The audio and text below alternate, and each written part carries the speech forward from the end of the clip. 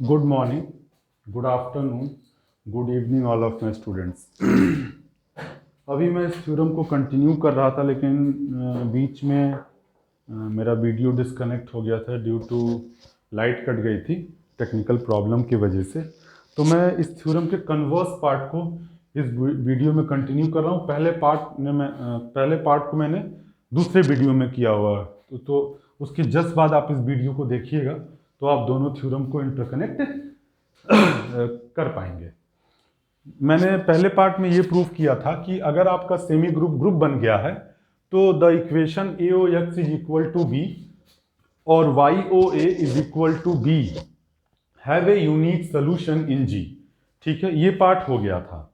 Converse part में मैंने क्या बोला था कि अगर आपका सेमी ग्रुप के पास ये इस तरह के इक्वेशंस हैं तो इनके पास यूनिक सोल्यूशन है, तो इस तरह का कैरेक्टर रखने वाला जो सेमी ग्रुप है वो डेफिनेटली क्या बन जाना चाहिए, आपका ग्रुप बन जाना चाहिए। ठीक है, उसके रिगार्डिंग मैं इन बातों को कंटिन्यू करता। मैंने क्या किया, let the equation AOX is equal to B, YOA is equal to B for every A comma B G का मेंबर है, have a unique solution in semi group G comma O। ठीक है, now we have to prove that the semi group G comma this type of semi group is becomes a group.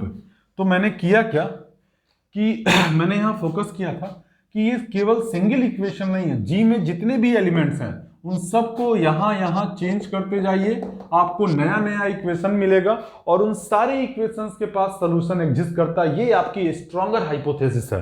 तो आपने माना let us consider the equation YOA is equal to A। इसके पास भी क्या मिलना चाहिए, सोल्यूशन। वो solution कैसा होना चाहिए, यूनिक, किसके अंदर होना चाहिए, G के अंदर। मैं उस पार्ट के बाद जस्ट कंटिन्यू कर रहा हूं क्योंकि लाइट कटने की वजह से बीच में थ्योरम रह गया था। ठीक है, तो अगर ये इक्वेशन है तो आपके हाइपोथेसिस के अनुसार इस तरह के इक्वेशंस के पास क्या मिलेगा, सोल्यूशन मिलेगा। अब उस सोल्यूशन को हमने मान लिया y बराबर L। ठीक, LOA करने पर A मिल जाएगा, से इक्वेशन नंबर 1। ठीक, अब B कोई आर्बिट्ररी एलिमेंट मान रहे हैं और जो सोल्यूशन माना है उसको उस L को उस B के ऊपर ऑपरेट कर रहे हैं। तो LOB, इस B की जगह आप रिप्लेस कर सकते हैं AOX, क्योंकि AOX बराबर भी B प्राप्त हो रहा है आपको, AOX is equal to B। अब यहां पर LOAOX, L किसका मेंबर है, G का, A किसका मेंबर है, G का, X किसका मेंबर है, G का, और G हमेशा सेमी ग्रुप है तो एसोसिएटिव लॉ को फॉलो करेगा। तो LOA is equal to OX। LOA किसके बराबर हो जाएगा, AOX, और AOX से बराबर B, यानी L जब इस B के ऊपर ऑपरेट कर रहा है तो उसमें चेंज नहीं कर रहा। अब सवाल ये उठ सकता है आपके मन में, सर क्यों यहाँ A लिया गया, क्यों यहाँ A, B कर दीजिए। B कर दीजिए, बिल्कुल, आप यहाँ B करते हैं, इसको भी B मानते हैं, तो Y बराबर L कोई समीकरण बनता तो LOB is equal to B मिलता।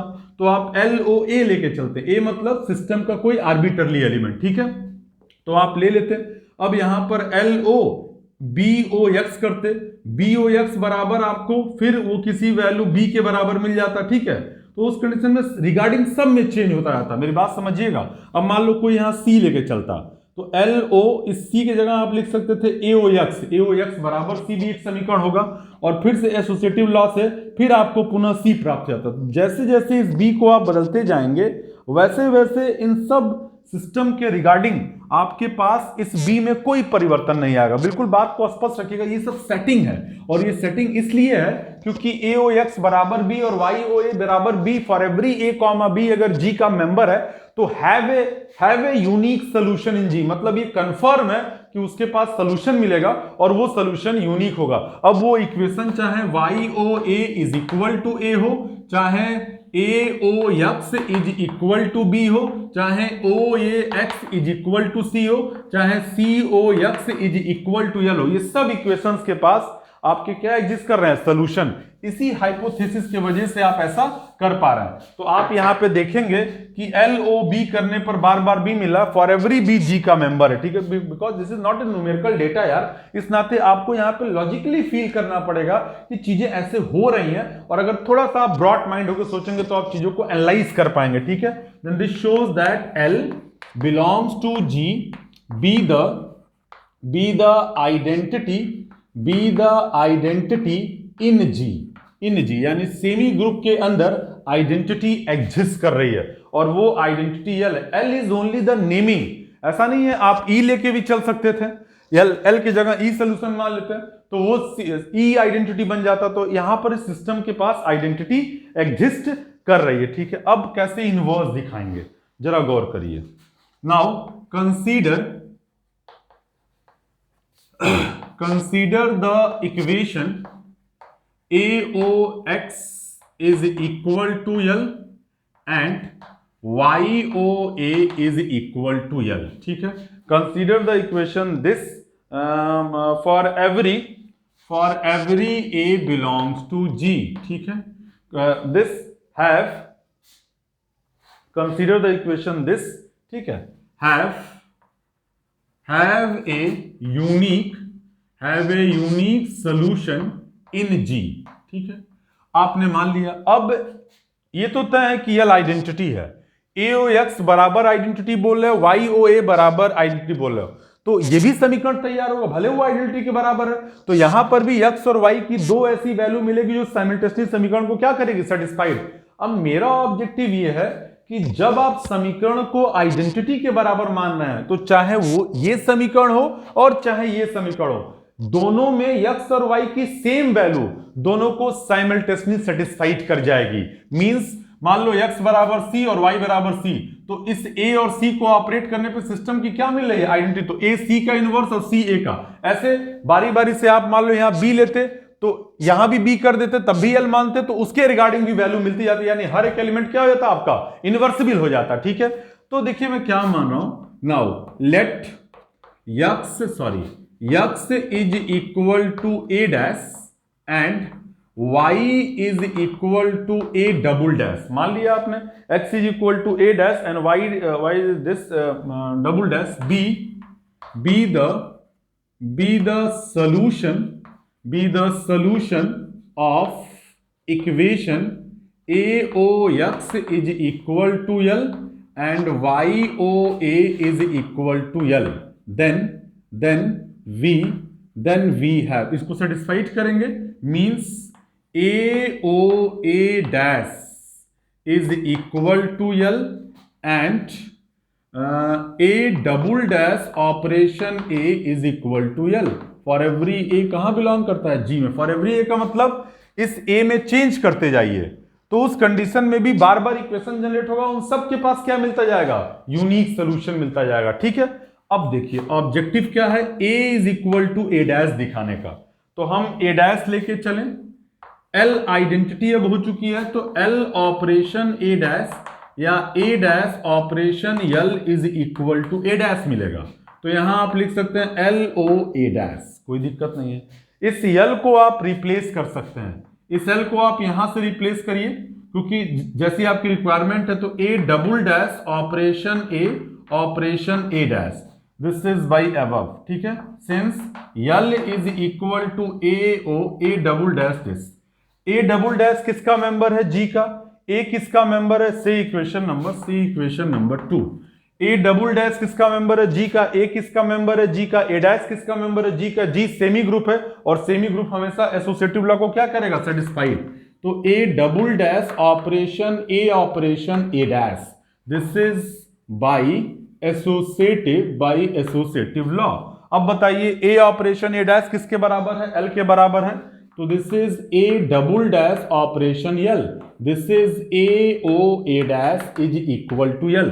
L सिस्टम की क्या है, आइडेंटिटी है, और L अगर सिस्टम की आइडेंटिटी है तो L operation A double dash operation L is equal to A double dash, this is equal to A double dash, A dash is equal to A double dash. Now, from the above equation, from equation 2, A operation A dash कर लीजिए, चाहे आप A operation A dash operation this L, मतलब इसकी value भी A dash हो गई, तो A ऑपरेशन A डैश और A dash operation A is equal to L।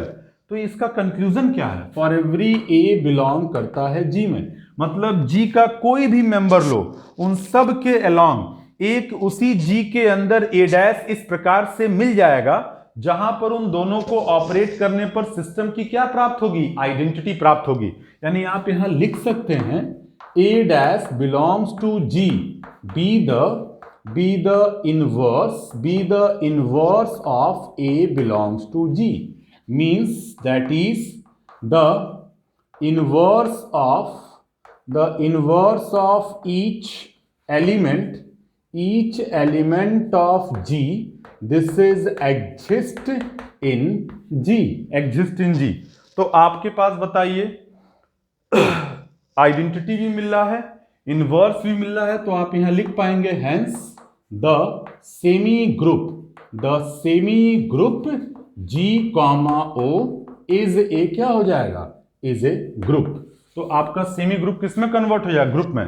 तो फिर से सुनिए कन्वर्स पार्ट में, बहुत साफ सुथरी बात है, इसको आपको ऑब्जर्व होना चाहिए कि आपके पास ये दो इक्वेशंस थे, इन दोनों इक्वेशंस के पास सदैव सॉल्यूशन मिल रहा है, और जो सॉल्यूशन मिल रहा है वो किसके अंदर मिल रहा है, सेमी ग्रुप के अंदर। तो आपको दिखाना है कि आपका सेमी ग्रुप में परिवर्तित होना चाहिए। ग्रुप में परिवर्तित होने का मतलब कि आपका सिस्टम आइडेंटिटी को भी एग्जिस्ट करना चाहिए और इनवर्स को। सिंपली आपने इक्वेशन मान लिया A Y O A is equal to A, कोई दिक्कत नहीं, ये भी तो इक्वेशन होगा यार जी के अंदर, क्योंकि ये जी का मेंबर है। तो आपकी परिकल्पना के अनुसार सोल्यूशन मिलना चाहिए, तो y बराबर एल, सोल्यूशन मान लिया L O A is equal to A कर दिया। अब बताइए एल ओ बी, बी को आर्बिटरली बोल रहे हैं, बी मतलब जी के हर एक एलिमेंट को दर्शा रहा है, तो एल बी के जगह ए ओ एक्स। अच्छा आपके दिमाग में सर यहाँ सी ले लीजिए, कोई दिक्कत नहीं है, ए ओ एक्स बराबर क्या होता है सी, वो भी एक नया इक्वेशन, डी लेते तो ए ओ एक्स बराबर डी हो जाता, यानी एल ओ ए ओ एक्स। अब बताइए ए ओ एक्स और ये एल किसका, जी का, ए किसका, जी का, एक्स एसोसिएटिव लॉ लग जाता है क्योंकि सेमी ग्रुप है, और एल ओ ए की वैल्यू ऊपर से ए हो जाती है। यहीं से आप डायरेक्ट आइडेंटिटी एल को मत कहेगा, ये तो आपकी हाइपोथेसिस के अनुसार सोल्यूशन है। L O A is equal to A हो जाता, A O X again B, यानी एल को बी पर ऑपरेट करने पर, जो कि बी जी का हर एक एलिमेंट को दर्शा रहा है, कोई चेंज नहीं हो रहा, यानी एल इस सिस्टम की जी के रिस्पेक्ट में क्या हो जाएगी, आइडेंटिटी हो जाएगी। ठीक है, अब आपको दिखाना है इनवर्स हर एक एलिमेंट का, तो consider the equation A O X is equal to identity Y O A is equal to anti, ये भी इक्वेशन तैयार हो रहा है फॉर एवरी ए कहां बिलोंग, जी में, have a unique solution hypothesis के अनुसार। तो x is equal to A dash और y is equal to A double dash be the two solution of the equation this, तो इसको संतुष्ट करेगा। अब अगर आप किसी तरीके से दिखा लीजिए कि जब जब इक्वेशन आइडेंटिटी के बराबर है और ये वैल्यू सेम है, तो तब x और y की सेम वैल्यू इसको सेटिस्फाइड करेगी, और जैसे ही सेम करेगी यानी कि a operation something is equal to something operation a is equal to l, मतलब वो दोनों एक दूसरे क्या कहलाने हो जाएंगे, इनवर्स। तो a dash is equal to ले लिया, a डैश सिस्टम का एलिमेंट है और एल सिस्टम की आइडेंटिटी है, तो इस कंडीशन में ए डैश को लिख सकते हैं एल ऑपरेशन ए डैश, ऊपर से एल की वैल्यू को रिप्लेस किया तो A double dash operation A is equal to A dash, A double dash G का ए डैश, और चूंकि सेमी ग्रुप है एसोसिएटिव लॉ लग जाएगा, A double dash operation A O A dash, A operation A dash की value L, और A double dash भी G का मेंबर है, एल सिस्टम की आइडेंटिटी इस लाइन से प्रूव हो चुकी है, यानी कि A double dash operation L किसके बराबर हो जाएगा, ए डबल डैश के बराबर, यानी इस केस में सेम वैल्यू सेटिस्फाइड करिए, means A operation A dash operation A is equal to L, यानी कि फॉर एवरी ए जी का मेंबर, तो जैसे जैसे ए बदलोगे ए डैश दोनों के लिए बदलता जाएगा और वही उस ए का क्या करना शुरू हो जाएगा, इनवर्स, यानी ए डैश जो है इस जी का इनवर्स है, जी के एलिमेंट ए का इनवर्स है, यानी कि इस जी के हर एक एलिमेंट का इनवर्स इस जी के अंदर एग्जिस्ट कर रहा है, और जिसके वजह से आपका सेमी ग्रुप जो है सिस्टम में क्या कन्वर्ट हो जाएगा, ग्रुप में। तो ये बड़ा महत्वपूर्ण थ्योरम है, क्योंकि अभी मैं प्रीवियस वीडियो में बना रहा था तो लाइट कटने की वजह से इसके एक पार्ट को ही मैं डिस्क्राइब कर पाया था। इस वीडियो में मैं उस सेम थ्योरम के कन्वर्स पार्ट को डिस्क्राइब करने का प्रयास कर रहा हूं। ठीक है, नेक्स्ट वीडियो में भी हम एक अच्छे थ्योरम के साथ आएंगे जो कि एग्जाम के दृष्टिकोण से और फर्दर स्टडीज के लिए बहुत महत्वपूर्ण है। ठीक है, थैंक यू सो मच।